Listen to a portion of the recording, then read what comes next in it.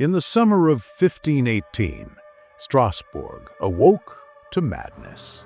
A woman named Frau Trophäa stepped into the street and began to dance. There was no music, no celebration, only frantic, uncontrollable movement. Her neighbors stared, laughing nervously, until hours passed and she did not stop. Day turned to night, and still her body twisted, drenched in sweat. By dawn, she collapsed, only to rise again and keep dancing. Within days, dozens joined her, men, women, even children, possessed by the same frenzy. The streets filled with bodies jerking in grotesque rhythm, as if pulled by invisible strings. Priests muttered of demons, doctors spoke of overheated blood, but no one could explain why hundreds were now trapped in this deadly waltz. City leaders panicked as the dancers multiplied. By the week's end, nearly 100 bodies convulsed in the square. Their feet bled, their skin blistered, but they could not stop. Some screamed for help, others wept as their limbs betrayed them, and yet the music of silence drove them on. The council, desperate, built a stage, hiring musicians to play the sickness out. Drums thundered, fiddles wailed, and the dancers thrashed harder, faster. It was no cure. It was fuel. One witness wrote that men dropped dead mid-step, collapsing where they stood. Hearts burst, lungs gave out, but the dance raged on.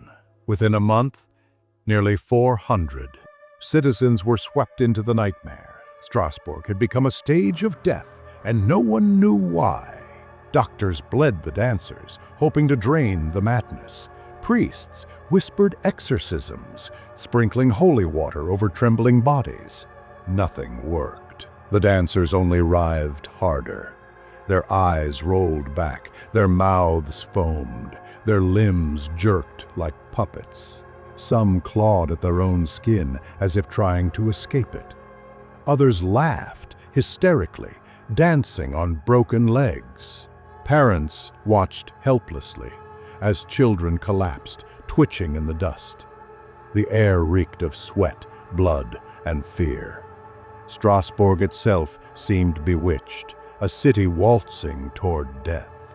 Rumors spread. Was this God's punishment? A curse from a forgotten saint? Or had the devil himself descended to make men dance?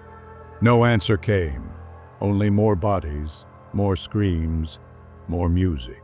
By midsummer, the city resembled a mass grave in motion. Dancers collapsed, were carried away, and replaced by new victims. The plague spared no one: merchants, widows, children, even priests. The council finally turned to the church in desperation. Priests declared the dancers cursed by Saint Vitus, patron of frenzy. A grim procession was ordered. Hundreds of victims herded to a distant shrine.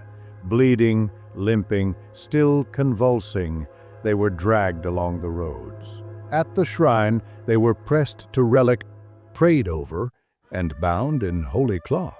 For some, the dancing slowed, as if the curse was lifting.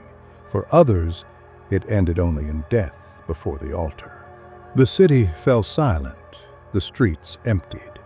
The music was gone, but the horror lingered. Hundreds dead, families shattered, a city scarred. And no one ever discovered what truly caused it. Some blamed spoiled grain laced with hallucinogens.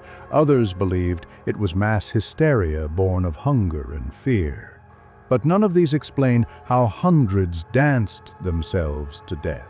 The dancing plague of 1518 remains one of history's strangest unsolved horrors, a reminder that human bodies and human minds can betray us in the most nightmarish ways. So the next time you hear music you can't resist, remember Strasbourg and pray you never join a dance you cannot stop, because history has already shown us some dances end in death, and the question still haunts us. What really happened that summer? If dark truths like this make you question what you thought you knew about history, subscribe, because the past is far stranger and darker than you've ever imagined.